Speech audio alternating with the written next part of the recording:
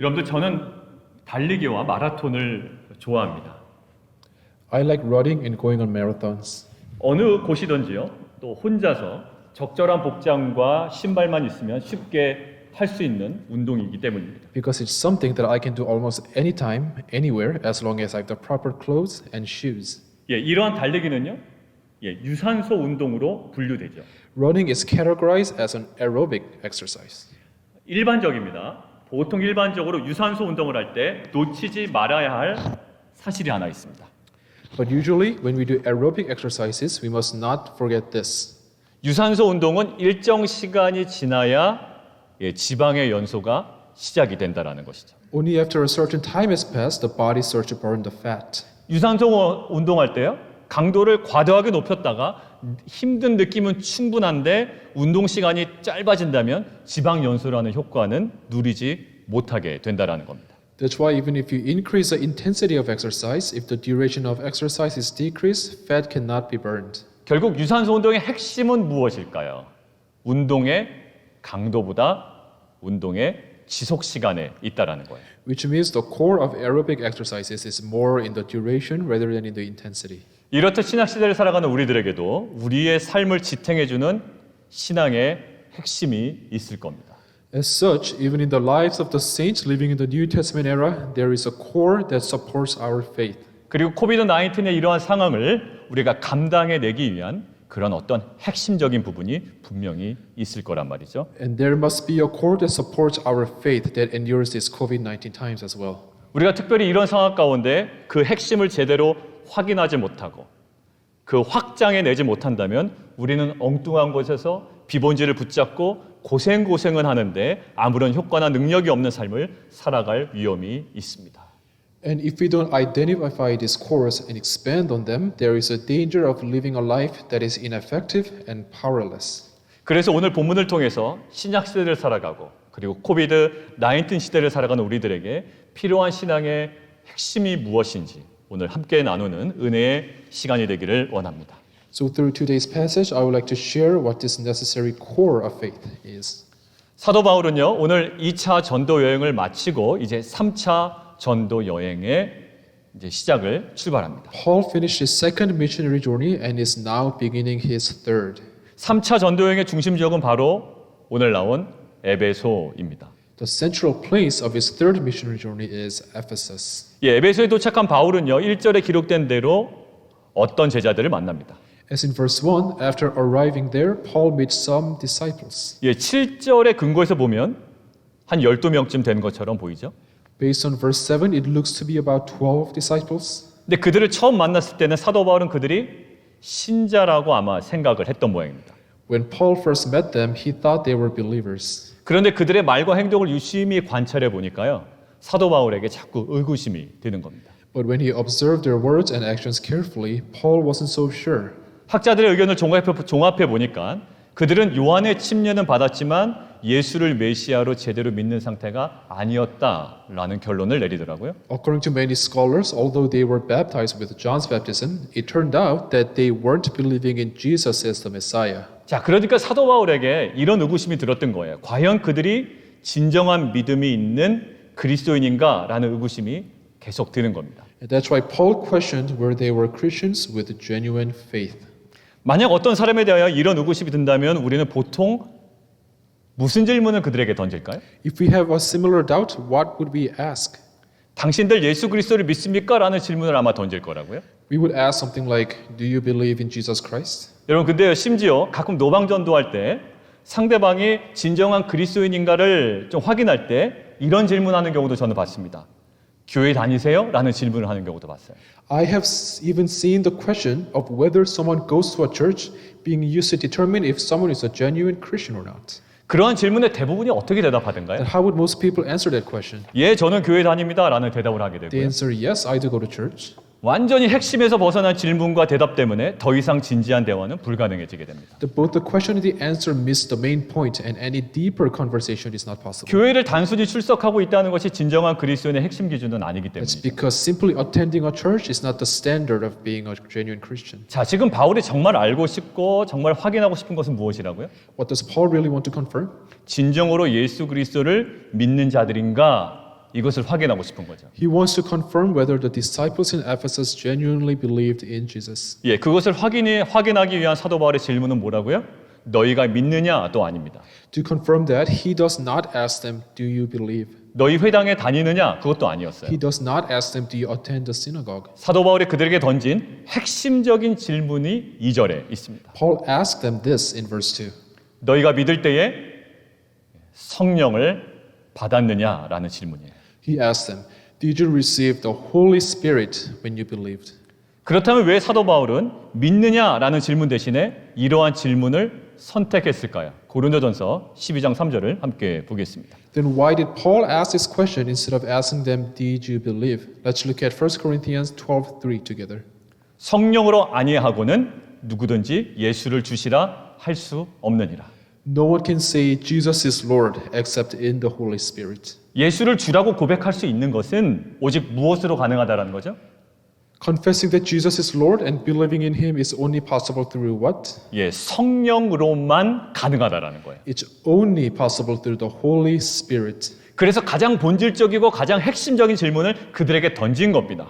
우리 요한복음 3장 5절도 함께 보겠습니다. That's why He tossed them the most foundational and core question. Let's see John chapter 3 verse 5 together. 사람이 물과 성령으로 나지 아니하면 하나님의 나라에 들어갈 수 없느니라. Jesus answered, truly, truly, I say to you, unless one is born of water and the Spirit, he cannot enter the kingdom of God. 우리는 은혜로 인하여 믿음으로 말미암아 구원을 받습니다. 그러나 이러한 믿음으로 누리는 구원도 뭐 없이는요? 예, 성령이 없이는 불가능하다라는 거죠. We are saved by grace and saved by faith, but the salvation that comes by faith is impossible without the help of the Holy Spirit. 여러분들 우리는 최근에 로마서 8장을 묵상했습니다. We are meditating on Romans 8 these days. 금요일에 묵상한 9절을 보면 진정한 그리스도인은 어떤 사람인지 이렇게 정의를 내리고 있죠. 우리 함께 보시겠습니다. If you look at verse 9 that we meditated on Friday, it defines a genuine Christian like this. 만일 너희 속에 하나님의 영이 거하시면 너희가 육신에 있지 아니하고 영에 있나니 누구든지 그리스도의 영이 없으면 그리스도의 사람이 아니라라는 겁니다. You, however, are not in the flesh but in the Spirit. If in fact the Spirit of God dwells in you, anyone who does not have the Spirit of Christ does not belong to him. 여러분들 진정한 그리스도인의 핵심을 무엇으로 보고 있나요? What is the core of a genuine Christian? 교회를 오래 다닌 것으로 보지 않아요. It's not how long they attended a church. 예, 저는 믿습니다 라고 스스로 주장하고 외치는 것으로 보지 않습니다. It's not just saying, I believe. 주일 예배 빠지지 않고요. 헌금하고 이웃을 돕는 구제의 모습을 그리스도인의 핵심으로 보지 않아요. It's not even constant church attendance or helping out their neighbors. 예, 그리스도인의 핵심을 무엇으로 보고 있나요? 바로 예, 성령으로 보고 있습니다. What is the core of a genuine Christian? It's the Holy Spirit. 우리가 믿는다고 하고요. 우리가 믿었다고 주장하지만 그 믿음조차도 사실 무엇으로 가능한 걸까요? We say that we believe, but through whom is even our faith possible? 오직 성령으로만 가능한 것이기 때문에 성령을 핵심으로 보는 겁니다. It's only possible through the Holy Spirit. That's why Paul sees the Holy Spirit as a core of a genuine Christian. 그래서 그들의 믿음을 확인하고 싶었던 사도 바울이요. 너희 믿느냐라는 질문이 아닌 성령을 받았느냐라는 질문을 던졌던 거예요. So when Paul wanted to confirm their faith, he asked where they received the Holy Spirit rather than asking if they believed. 여러분들 그런데 신약 시대 구원 사역에서만 성령이 강조된 것은 아닙니다. The Holy Spirit is not emphasized only in the New Testament. 구약 시대에도요. 주의 영이라고 표현된 성령은 매우 중요했습니다. Even in the Old Testament, the Holy Spirit described as the Spirit of the Lord was very important. 여러분들 초대왕 사울왕 아시죠? 사울왕의 추락은요. 사실 주의 영과 그 성령과 관련이 있습니다. The fall of the king Saul was tied to the Spirit of the Lord. 우리 사무엘상 16장 14절 함께 보겠습니다. 여호와의 영이 사울에게서 떠나고 여호와께서 부리시는 악령이 그를 번뇌하게 한지라. Let's see 1 Samuel 16:14. Now the Spirit of the Lord departed from Saul, and a harmful spirit from the Lord tormented him. 사울 왕은요. 주의 영이 떠난 이후에 전혀 회복이 될 기미가 보이지 않습니다. King Saul could not recover after the Spirit of the Lord left him. 그런 반면 다윗은요. 자신의 죄를 회개하며 이러한 강구로 나아갔던 것이죠. 시편을 함께 보겠습니다. So King David went before God with repentance and pleaded with God. Let's look at Psalms. 나를 주 앞에서 쫓아내지 마시며 주의 성령을 내게서 거두지 마소서. Cast me not away from your presence, and take not your Holy Spirit from me. 아무리 왕이라 할지라도 성령이 떠나간 인생이 얼마나 비참한 인생으로 전락되는지를 사울을 통해서도 분명히 다윗은 목격했기 때문에 주의 성령을 거두지 말아달라는 간절한 기도로 다윗은 나아가게 됩니다. David saw through Saul how miserable a life becomes after the Holy Spirit leaves, so he genuinely pleaded with God not to take away the Holy Spirit from him. 구약의 여호수아는 어떨까요? 모세에 비하면요 한없이 부족한 사람입니다. And how about Joshua? Compared to Moses, he lacked many things. 그런데 하나님께서 모세에게 이렇게 말씀하세요. 민수기 함께 보겠습니다. But God says this to Moses. Let's look at Numbers. 여호와께서 모세에게 이르시되 눈의 아들 여호수아는 그 안에 영이 머무는 자니 너는 데려다가 그에게 안수해라. So the Lord said to Moses, Take Joshua the son of Nun, a man in whom is a spirit, and lay your hand on him. 결국 여호수아의 리더십의 핵심은 무엇이었을까요? So what was the core of Joshua's leadership? 예, 성령이었고요. 여호수아 1장에 강조된 말씀, 즉 성령과 말씀이 여호수아 리더십의 핵심이었습니다. It was the Holy Spirit, and like in Joshua chapter 1, it was the Word of God and the Holy Spirit. 그리고 신약시대 스데반 집사가 순교할 수 있었던 그 동력이 어디에 있을까요? And where did Stephen get that power to endure martyrdom? 물론 스데반 집사 믿음이 있었겠지요. 그러나 사도행전 7장은 그가 순교할 수 있었던 동력을 아주 명확하게 표현하고 있습니다. Yes, of course he had faith, but Acts 7 clearly gives us what the source of his power was. 스데반이 성령 충만하여 하늘을 우러러 주목하여 하나님의 영광과 및 예수께서 하나님 우편에 서신 것을 보고 But he, full of the Holy Spirit, gazed into the heaven and saw the glory of God and Jesus standing at the right hand of God. 결국 스데반 집사의 순교의 동력은 다름이 아니라 안에서 역사한 성령이었습니다. His power was the works of the Holy Spirit. 사도행전 1장에서도요. 예수님께서 승천하시기 전에 제자들에게 하신 말씀이 있습니다. In Acts 1, Jesus said something right before ascending to the heaven. 제자들은 3년 동안 예수님과 함께 늘 사역을 해왔던 자들이에요. The disciples have ministered with Jesus for the past 3 years. 그 과정에 수많은 실패와 성공도 다 경험해봤던 사람들입니다. They experienced a lot of successes and a lot of failures. 더군다나 이들은요 남들이 보지 못한 예수의 부활도 직접 목격했기 때문에 이제 부족함은 없어 보입니다. 바로 사역에 들어가도 아주 무방하다고요. And moreover, they even got to witness the resurrection of Jesus Christ, which no other will or have experienced. They seem perfectly ready to begin their ministry, and they seem to lack nothing. 그런데 수많은 사역의 경험이 있고 신앙의 경험이 있고 부활까지 목격한 제자들에게 예수님은 이렇게 말씀하십니다. But to them, even though they had a lot of experience and even saw Jesus' resurrection, Jesus says this. 너희가 경험을 했지만 너희가 수많은 것들을 목격했지만 그거 중요하지 않아요? 예루살렘을 떠나지 말고 아버지께서 약속하신 것을 기다려라 라는 거예요. 바로 그 약속한 것이 뭐였을까요? 성령이었습니다. Jesus said, Stay in Jerusalem and wait for what the Father promised.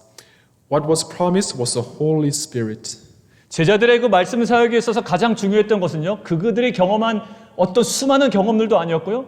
부활을 목격한 것도 아니었어요. 오직 바로 성령이었습니다. The Holy Spirit was the most important part of the gospel ministry in the New Testament. 성령 없이 증인은 절대로 될 수 없었어요.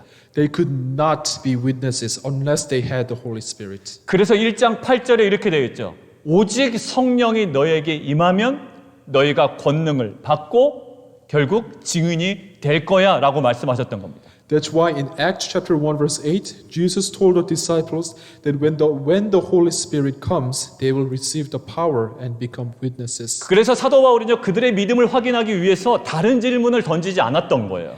That's why Paul did not ask anything else to confirm the faith of the disciples in Ephesus. 야, 너 그 교회 다녀서 부자 되었냐? 라는 것으로 믿음을 확인하지 않습니다. He did not ask them, did you become rich by going to church? 믿음을 확인하기 위한 핵심 질문은 딱 하나였어요. There was only one core question that Paul asked to confirm their faith.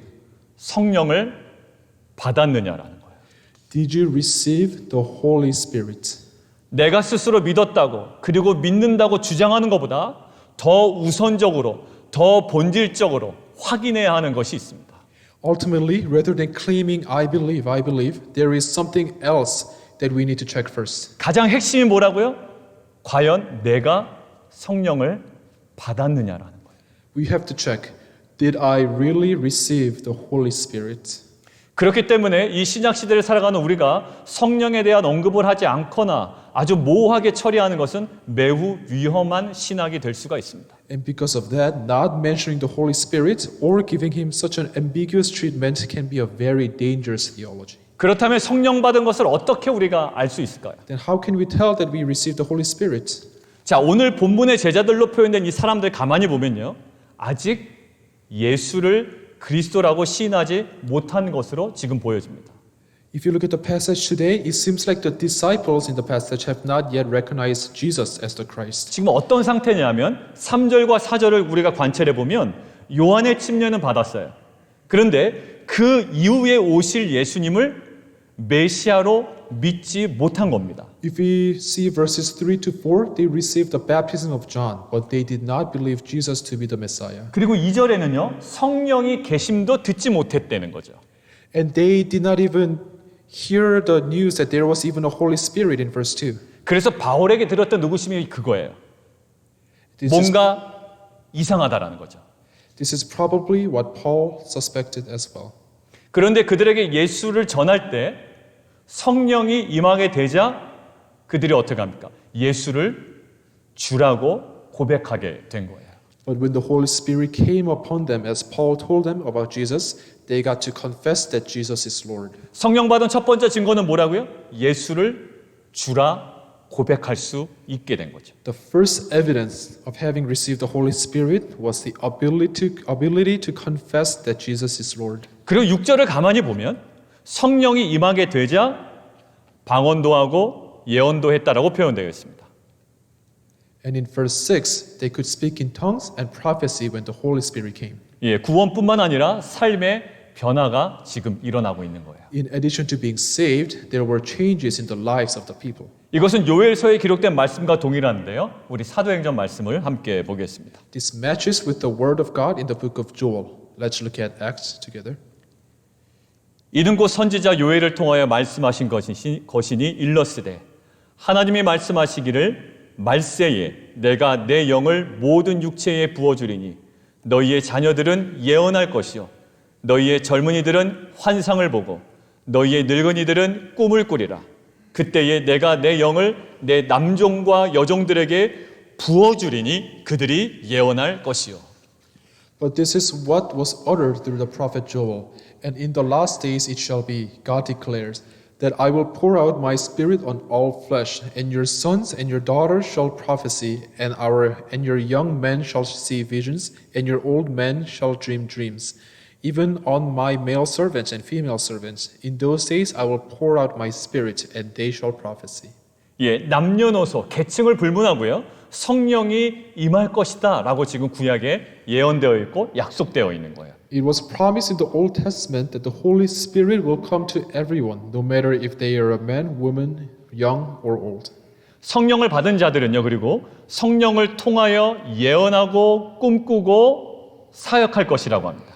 And that those who receive the Holy Spirit will prophesy, dream, and minister through the Holy Spirit. 그 일이 지금 사도행전 19장에서도 성령을 통해 일어나고 있는 거예요. And that exact promise is happening through the Holy Spirit in Acts 19. 방언의 내용이 무엇이었는지 기록되어 있진 않아요. 그러나 최소한 절망하고 낙심하고 투덜대는 내용은 분명히 아닐 거라고요. It does not say what exactly they were saying when they were speaking in tongues, but at least it would not be about hopelessness and despair. 그리고 그들이 예언한 구체적인 내용은 나와 있지 않아요. 그러나 그들이 선포한 예언은요. 인간의 뜻은 아닐 겁니다. 하나님의 꿈과 하나님의 뜻과 하나님의 계획으로 그 내용은 가득 채워졌을 거라고요. It does not list the things that they prophesied about, but it would have been filled with God's will, God's dream and God's plans, and not human will. 성령을 받는다라는 것은요. 내부에서 스스로 개발시키는 것이 아니에요.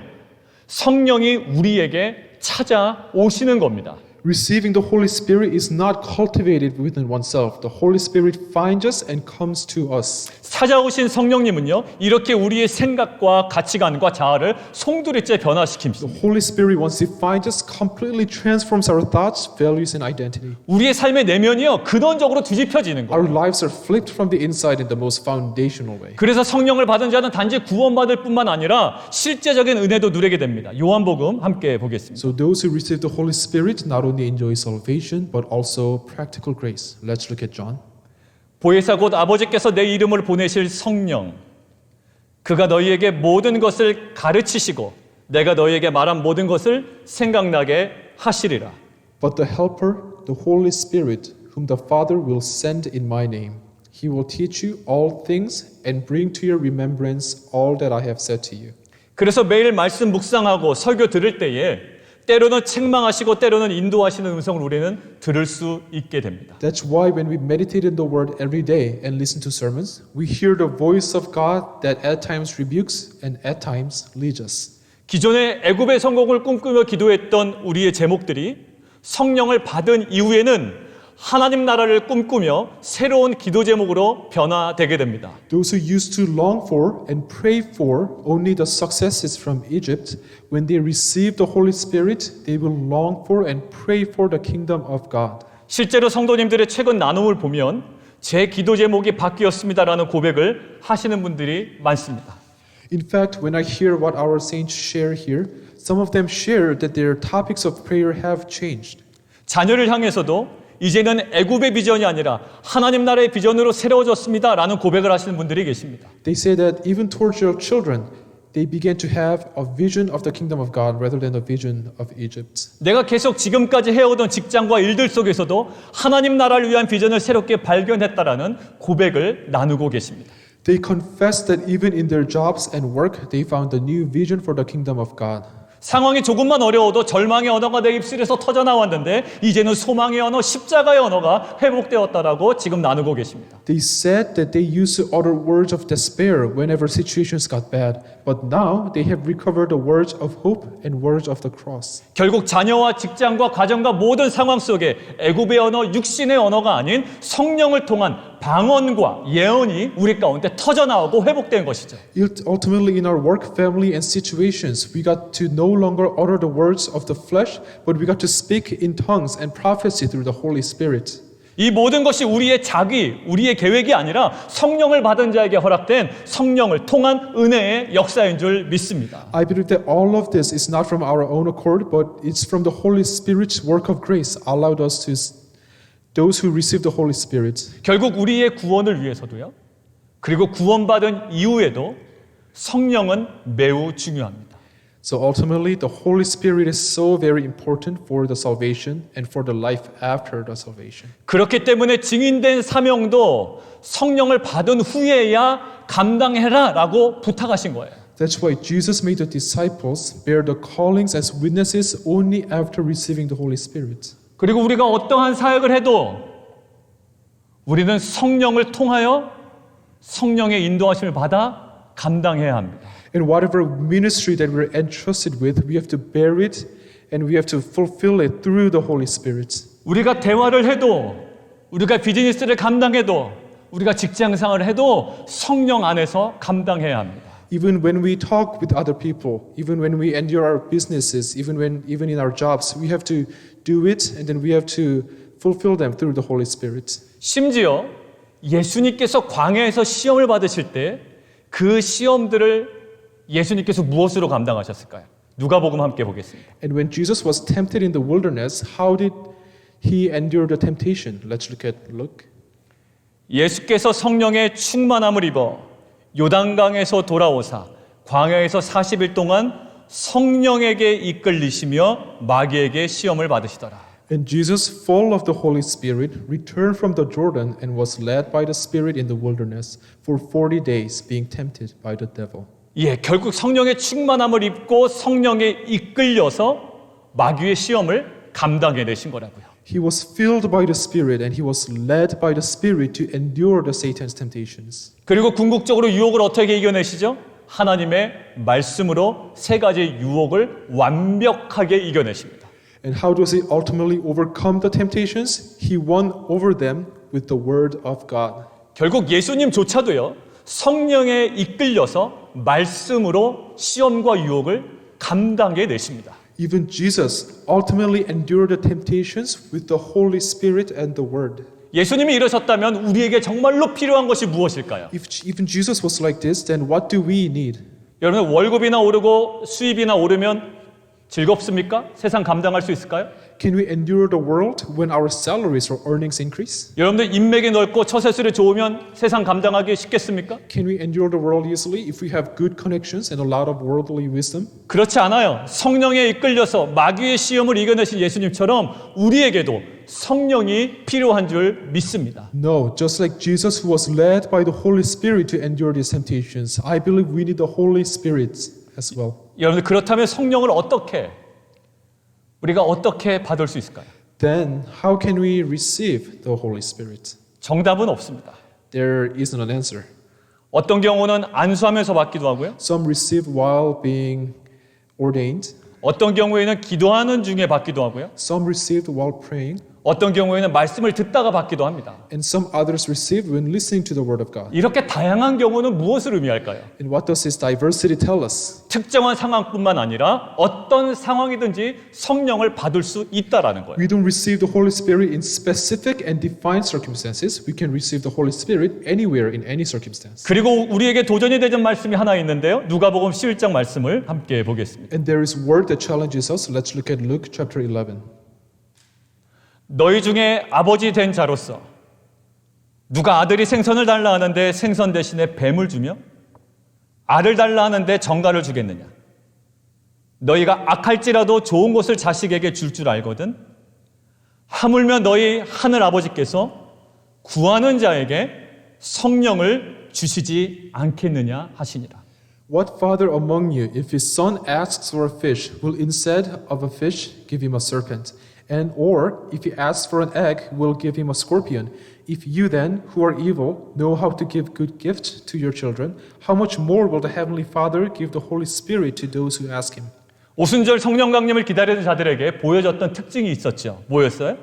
모여서 기도하는 거였습니다. There was something that we saw among those who were waiting for the Holy Spirit during the Pentecost. They were praying together. 그리고 방금 읽은 누가복음에서도요.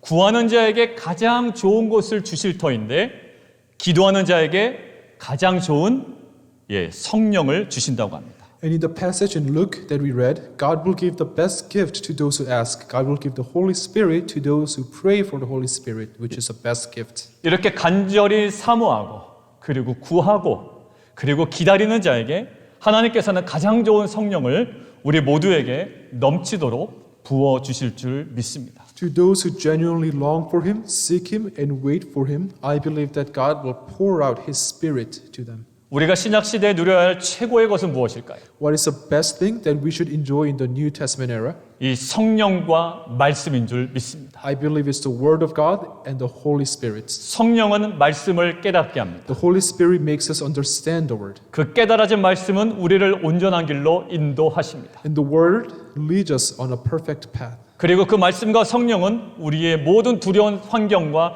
시험과 유혹을 이길 수 있는 능력이 됨을 믿습니다. And the Word and the Holy Spirit, I believe, will be a power to triumph over the scary situations and temptations. 성령은 우리로 하여금 캄캄한 상황 속에서도 하나님 나라를 꿈꾸며 소망하게 하십니다. The Holy Spirit enables us to dream and hope for God's kingdom even in the darkest situations. 절망 속에서 소망을 발견하게 합니다. He enables us to find hope even in despair. 애굽의 헛된 영화가 아닌 가나안의 영원한 영광을 바라보게 하십니다. He set your eyes not on Egypt's first glory, but on eternal glory of the land of Canaan. 애굽과의 단절을 가슴아파하지 아니하고 오히려 영광스러운 신자의 모습으로 여기고 나아가게 합니다. He enables us not to grieve the separation from Egypt, but to consider it as a glory of the saints. 우리에게 필요한 것은 돈이 아닙니다. We don't need the money. 우리에게 필요한 것은 긍정적인 마인드가 아니에요. What we need is not some optimistic thinking. 우리 신자에게 필요한 것이 바로 성령 하나님이신 줄 믿습니다. What we need, I believe, is a Holy Spirit of God. 우리 결론 맺겠습니다. I will conclude. 우리는 코비드-19 시대를 살아가고 있습니다. We are living in the COVID-19 era. 이런 거친 세상과 두려운 환경을 이길 힘이 우리에게 필요합니다.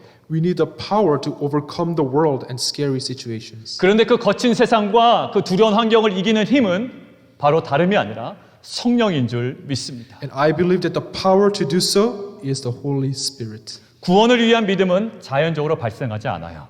But the faith that leads to salvation does not come naturally. 구원에 이르는 믿음조차도 그 핵심은 바로 성령이었습니다. The core of such a faith was also the Holy Spirit. 마찬가지로 구원 이후에 우리가 세상을 감당하고 세상을 이기는 핵심도 다름이 아니라 성령인 줄 믿습니다. I believe the core of enduring and being triumphant over the temptation of the world is the Holy Spirit. 이 신앙의 핵심인 성령을 놓치지 않아야 합니다. We must not let go of the Holy Spirit, the core of our faith. 이 핵심인 성령을 매 순간 확인하고 성령님과 교제하며 이 성령을 확장해 나가야 합니다. We must constantly acknowledge the Holy Spirit and have fellowship with the Holy Spirit constantly. 이렇게 주어진 우리에게 가장 선한 성령, 이 성령을 간절히 사모하며 기도와 간구함으로 우리에게 임한 성령으로 거친 세상을 감당하며 증인의 사명을 온전히 감당하는 빛과 소금 모든 교회와 성도님들 되시기를 주님의 이름으로 축원합니다. I hope that all of us in Salt and Light Church will endure the world and be victorious as we receive and enjoy the Holy Spirit, who is poured out to us through genuinely longing for and praying for the Holy Spirit.